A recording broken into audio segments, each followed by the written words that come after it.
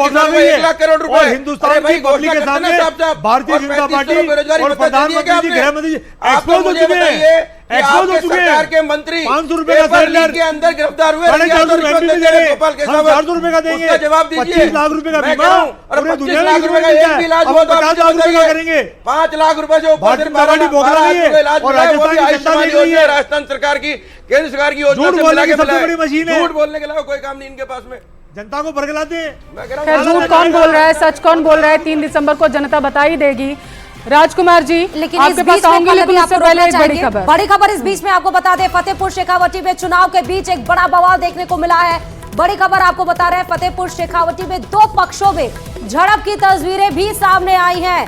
फतेहपुर शेखावटी में चुनाव के बीच बवाल, 2 पक्षों में झड़प की तस्वीरें भी सामने निकल कर आई। सिचुएशन को संभालने के लिए जरूर वहां पर जवान तैनात है, लेकिन फतेहपुर शेखावटी में चुनाव के बीच ये बवाल की तस्वीरें भी सामने हैं। चुनाव के बीच में बवाल की ये खबर आपके सामने है, तस्वीरें भी भरसक जब आएंगी तब आप तक न्यूज़ 18 राजस्थान पहुंचाएगा। फतेहपुर शेखावटी में 2 पक्षों के बीच में झड़प हुआ। अब ये झड़प क्यों हुआ है, ये अभी कारण जल्दी ही आपको बताएंगे कि 2 पक्ष आखिर आपस में क्यों भिड़ गए और उनको क्यों संभालने की जरूरत पड़ी। हालांकि जब चुनाव होते हैं फिर भी बहुत कम ऐसी तस्वीरें या खबरें आप तक पहुंच रही हैं कि चुनाव के बीच में बवाल हो गया है। सीकर से हमारे संवाददाता संदीप सीधे जुड़े हुए हैं। संदीप, फतेहपुर शेखावटी में 2 पक्षों के बीच में ये बवाल और साथ ही अभी वहां पर क्या है परिस्थिति?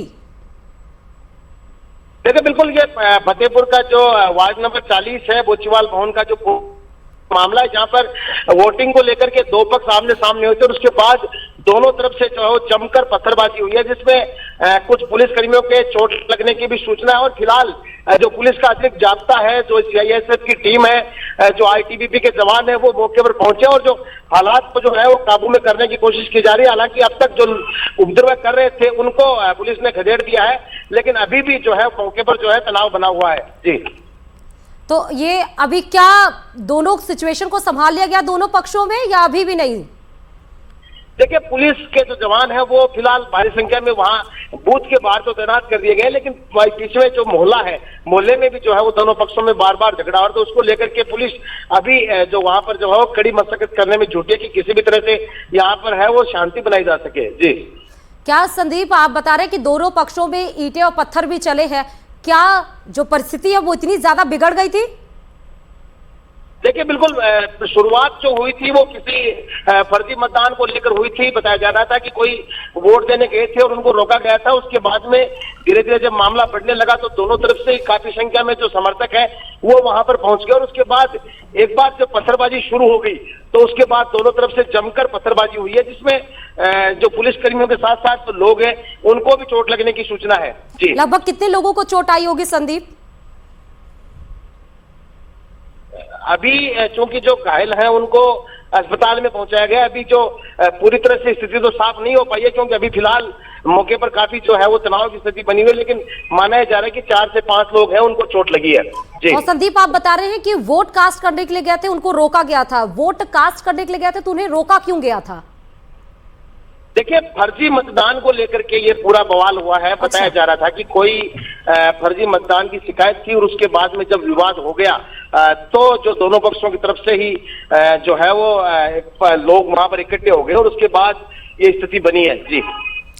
जी संदीप, बहुत बहुत शुक्रिया आपका तमाम जानकारी देने के लिए इस बड़ी खबर पर। तो फतेहपुर शेखावटी में 2 पक्षों में झड़प हुई है, 2 फर्जी मतदान को लेकर यहां पर यह बवाल मचा है। दरअसल फर्जी मतदान करने के लिए शख्स पहुंचा था, उसे रोका गया, उसके बाद गुस्सा हुआ और फिर उसके बाद पत्थरबाजी शुरू हो गई, जिसमें अभी हमारे संवाददाता संदीप बता रहे थे कि कम से कम 4 से 5 लोगों को उस बीच में चोट आई है, जिन्हें अस्पताल ले जाया गया है। अभी भी वहां पर जो परिस्थिति है वो तनावपूर्ण है, हालांकि परिस्थिति को संभाल लिया गया है, वहां पर जो जवान तैनात है। चुनाव जब होता है तो थोड़ी बहुत ऐसी झड़प हो जाती है, लेकिन वही हम आपको बता रहे हैं कि मतदान की कुछ नियम और कायदे होते हैं। आप मोबाइल लेकर नहीं जा सकते हैं, हालांकि चुनाव आयोग ने सारी व्यवस्थाएं की हैं, उसके बाद भी आपको फर्जी मतदान और करौली से इस वक्त की बड़ी खबर पहुंचा देते हैं दर्शकों तक, क्योंकि बेहद जरूरी ये भी हो जाता है।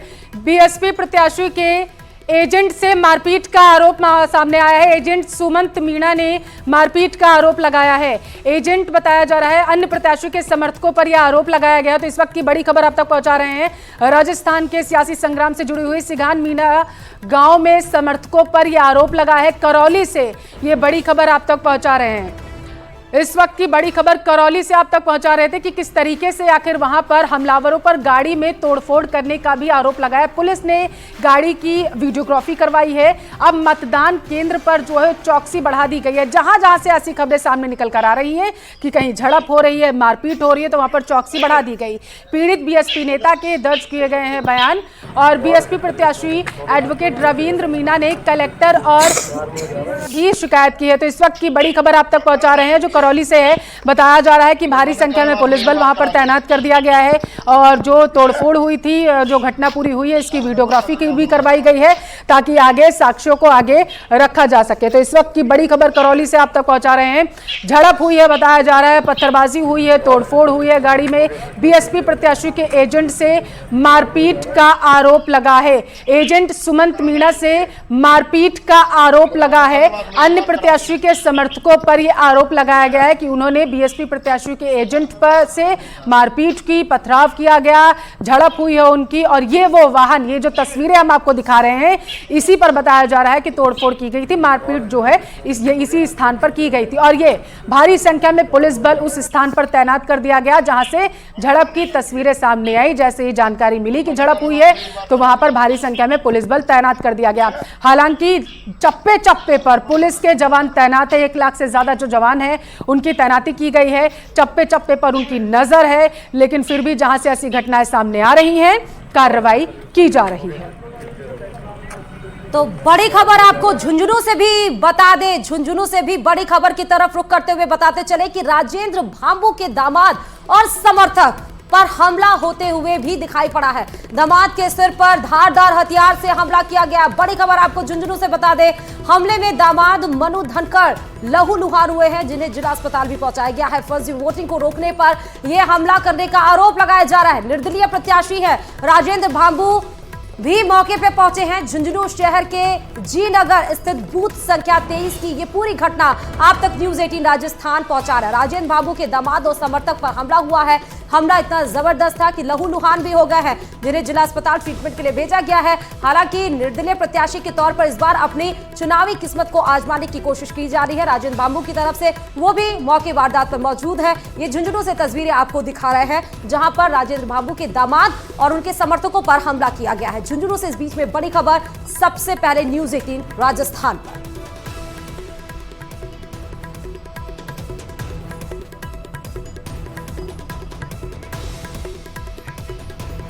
और फर्जी वोटिंग को रोकने पर हमला करने का आरोप जो लगाया गया है वो है। और अब इस वक्त की सबसे